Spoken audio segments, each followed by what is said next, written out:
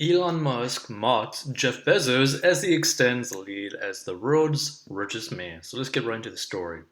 So Jeff Bezos tweeted, "Listen and be open, but don't let anybody tell you who you are." This was just one of the many stories telling us all the ways we were going to fail. Today, Amazon is one of the world's most successful companies and has revolutionized two entirely different industries. And Elon Musk put number two in his response to the tweet, which is kind of like funny, but at the same time, doesn't really matter. Like we're talking about like two billionaires throwing shade at each other pretty much every chance that they get. So Elon Musk has come through on his promise to send Jeff Bezos a silver medal now that the Tesla CEO has surpassed the Amazon founder to become the world's richest person. Musk couldn't help himself from chiming in on Twitter after Bezos posted a message about overcoming adversity. Listen and be open, but don't let anybody tell you who you are. This is just one of the blah blah blah blah. So Bezos tweeted alongside an image of a Barron's cover story from 1999 calling Bezos just another middleman. So today, Amazon is one of the world's most successful companies and has revolutionized two entirely different industries. Bezos added in the tweet. And shortly after midnight, Musk responded with a silver medal emoji, something Musk had promised to send to the Amazon founder, now that Musk is worth almost $30 billion more than Bezos. The tweet came after the gap between the world's two richest men continued to widen last week, and thanks in part to the new $100.3 billion valuation of Musk's SpaceX, most of his wealth is still tied to Tesla's stock price. So Musk now boasts a net worth of $222 billion, while Bezos remains at $191 billion according to the Bloomberg Billionaires Index. And last month, Musk warned that the tease would be coming. "I'm sending a giant statue of the digit 2 to Jeffrey B. along with a silver medal," Musk said in an email to Forbes. So the tweet is the latest in an increasingly heated public spat between the world's two richest men. In addition to dueling for the title of the world's richest person, Musk and Bezos have clashed over their space ambitions. And this summer, Bezos flew to suborbital space on a 10-minute widely watched launch with his company Blue Origin.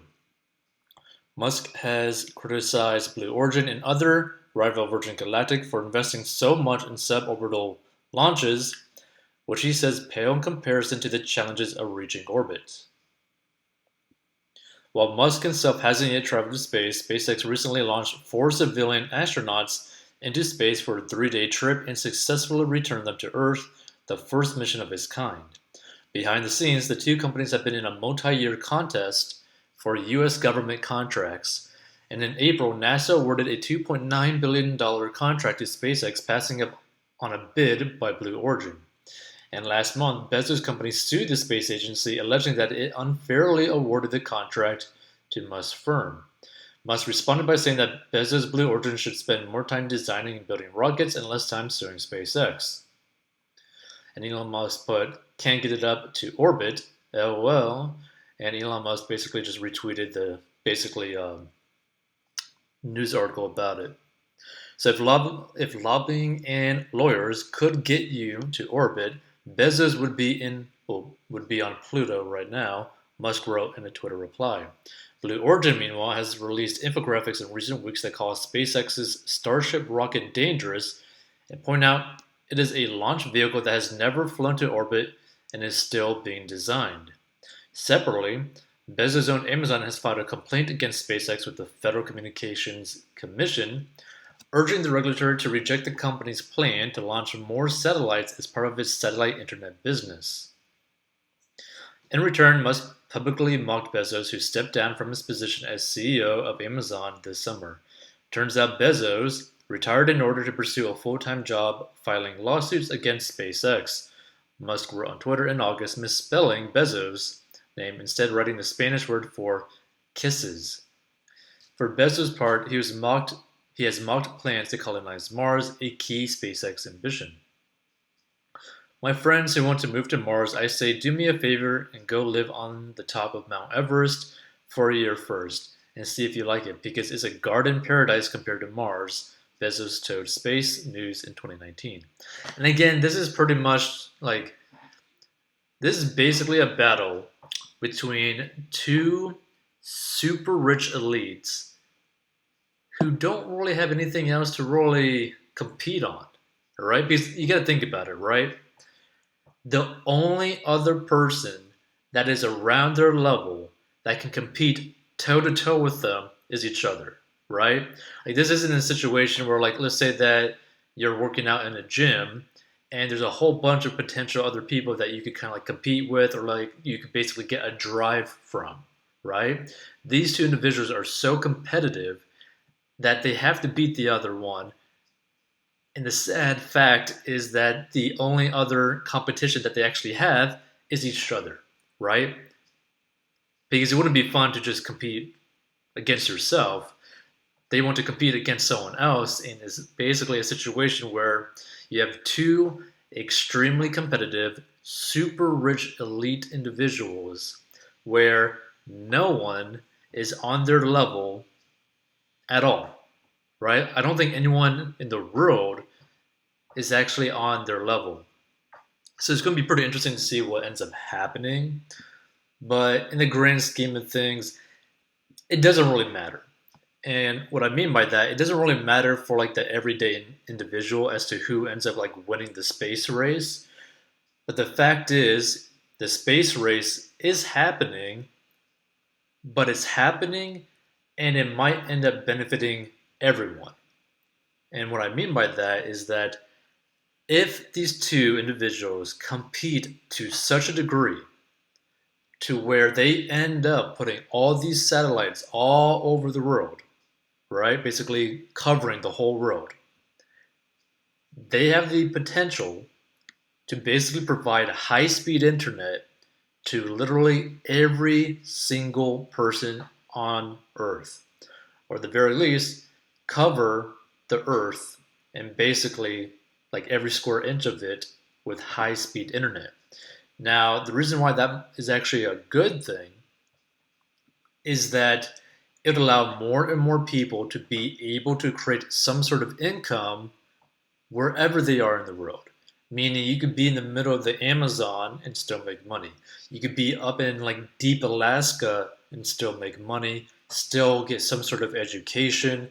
Basically, it allows people, regardless of their living situation, to be able to improve themselves at any given time.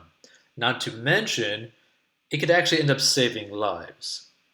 Now, the reason why it might be able to save lives is because if you have internet access wherever you are in the world, meaning if you end up getting stranded in the middle of the ocean, you have internet access.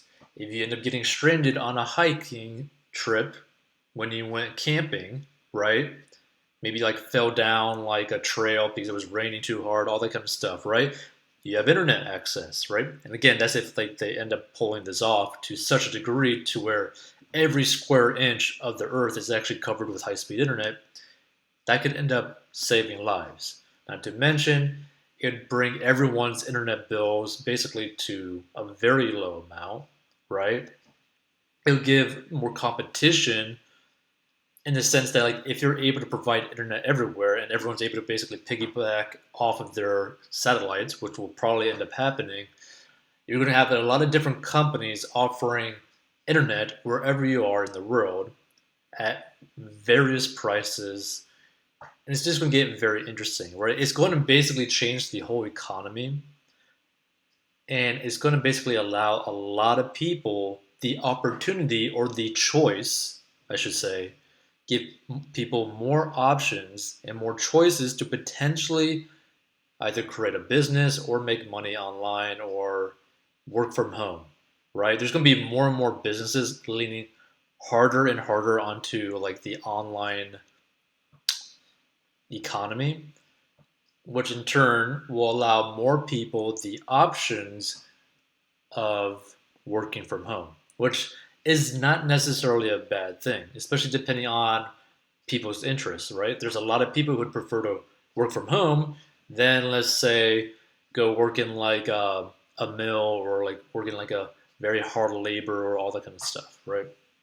But those labor jobs are probably going to get paid. Oh, the pay on hard labor jobs are probably going to increase to a very high amount because there's going to be a lot more people not wanting to do that job, but that job is going to end up needing to be done. So basically, all the trade jobs, their income levels are going to be increasing, but there's going to be also more jobs available to people who want to work from home. So it's going to be very interesting to see what ends up happening. Feel free to give your thoughts. And if you want to learn how to get out of debt, go to 40bucks.com.